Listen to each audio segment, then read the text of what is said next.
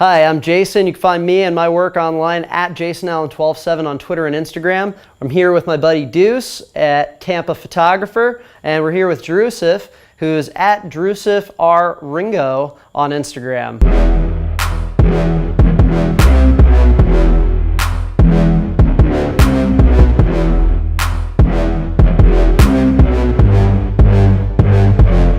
Okay, so we're about to get into it. Jason's going to put together his soft boxes. I am going to talk Drew through what we're going to be doing, and let's get going.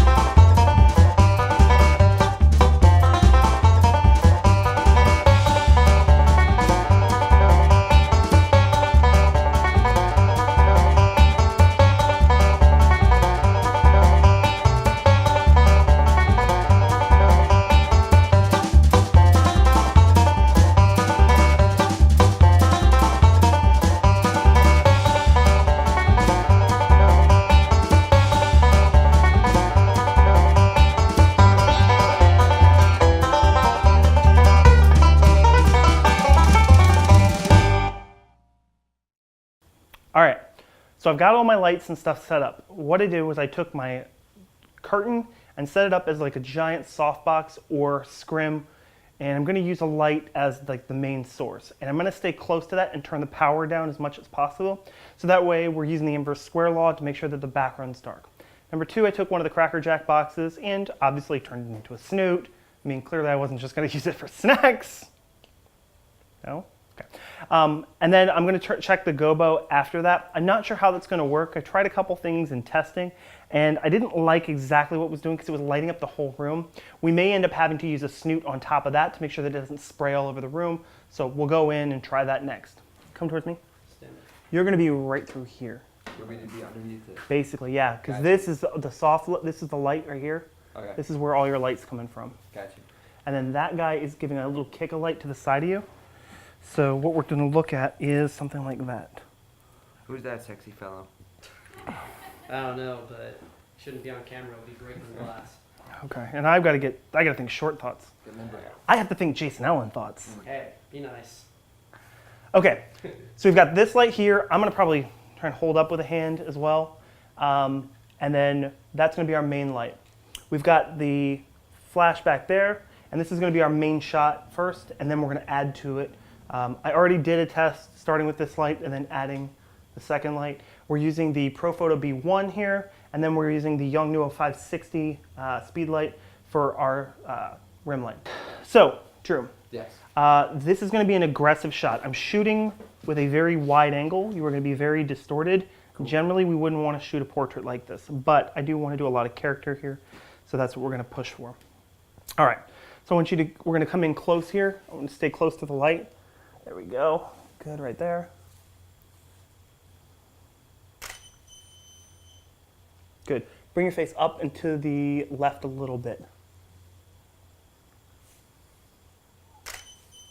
There. Feel like you're in pain. Yeah, right. So I need a little more aggression out of that. All right, so let me get this one. Go, and there we go. Give me one eye in and one eye out, like, ah. Like, 3, 2, 1. Good stuff. Stay right there. 3, 2, 1. 3, 2, 1. Okay. Look into the camera. One eye down, one eye big. Go bigger. Okay. Ah. There you go. Now you just like somebody squirting on you. There we go. 3, 2, 1. 3, 2, 1. Crazy eyes. Give me crazy eyes, Drew. Think about how much you want to cut Deuce right now for saying that. You're getting psyched. You're gonna take out the world. Those motherfuckers ain't getting you again. POW style. Oh my God.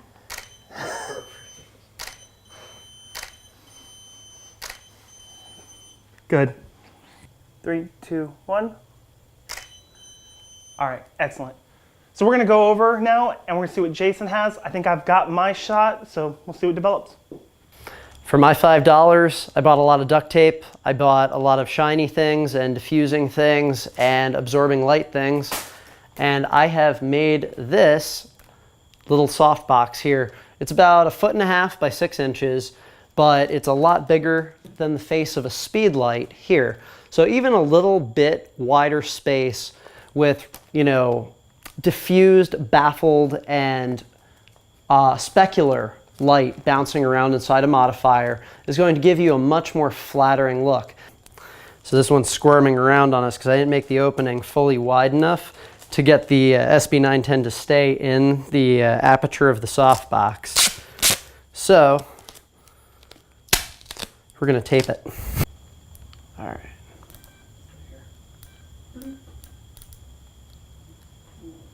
Okay, that's like a barely there thing. I'm gonna bring this back so I can see where it's hitting. We're just sort of dialing it in. And, all right, I'm gonna say hell with the big light here, and I'm gonna go to plan B. All right, so I'm taking down the sledgehammer of light here because frankly, it's giving me way too much power, and that's not a good thing right now. The box is working well though. It's diffusing the light well on our model's face. Now, one problem I encountered early on in the shoot, anytime you're taking gear out in the field that you weren't the last person to use it, it's a great idea to reset your settings. I was getting a little bit of unexpected performance from the SB910 that's behind this softbox that I built out of duct tape and wax paper. It was giving me more power than I was expecting it to because it was in an aperture mode instead of a power directed mode. And we're going to do just a simple one light setup. Nice and clean like. So in changing things up, I am now going to be using the Nikon ITTL creative lighting system control from the pop-up flash on my camera to control the SB910 feeding the shitty box.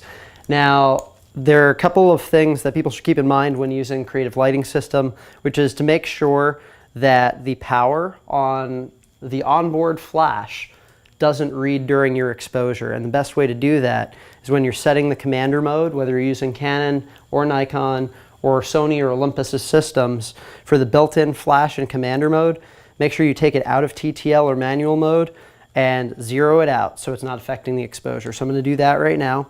I'm setting this light to TTL for now, so it's going to talk to the camera in a couple of milliseconds between when I press the shutter and when the shutter releases. And we should hopefully get something reasonably close to correct right out of camera on the first go. Let's see what happens. All right. So chin towards the light right here, eyes on me. Do you want a step stool, Jason? I actually do. I actually do want a step stool. I got to think tall thoughts here, you know. Give me serious and give me a little bit of squinch in the eyes, a little bit of serious there. And that's getting me closer to the look I want. I'm going to open up the aperture on this.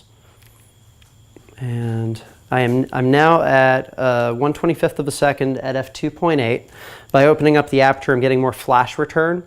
And by opening up the shutter speed to a slower speed, I'm getting more ambient light in my shot. It was a little too dark and moody on that last one, but I'm just a couple of settings away from exactly where I want this. So that's looking good. I'm going to think tall thoughts here. If you could hook your right thumb in your pocket and let your left arm hang. Good. Bring that elbow out. Good. Oh, I was just saying that pose will bring the elbow out. You were great right there. Okay, so 1, 2, 3. And one more. And one more. Let's see how we do. Badass. All right, so that's getting me what I want, but this isn't the right lens for the job, so I'm gonna change out to a 70-200. We're gonna add a couple of props, and we're gonna shoot this for reals with the shitty box being our only light in the scene. We're back on set. We gave our model a break because it is really hot out here in Florida. So we're all set up with some props. We're gonna do kind of a James Dean sort of badass, you know, lighting cigarette sort of look and feel to this shot. 3, 2, 1, click. There we go. One more and one last one. Let's see how these read. Those read nicely. And okay. Let's see. Okay, if you could light a fire about chin level there. Yep. Good. Good, that'll read nicely. All right, anytime I'm trying to capture action on set and we're staging shots, we're waiting for lights to recycle, it's always good to instruct a model to kind of wait a beat, like just kind of a brief pause before they take the next action. Give me a little squinch and attitude there, good. Yep, hold there, hold for a sec. I'm gonna do one more. Good, go ahead and give me some fire on that. Okay, hold right there for a sec. I know it's burning, so I'm gonna move fast. 3, 2, 1. Look down at the light. And one more time. 1, 2. Chin up towards the light a little more. 3, 4. And chin up a little more towards the light. Exaggerate it. And lean forward with your chin. Just kind of lean forward like Velociraptor style. Good. And 5.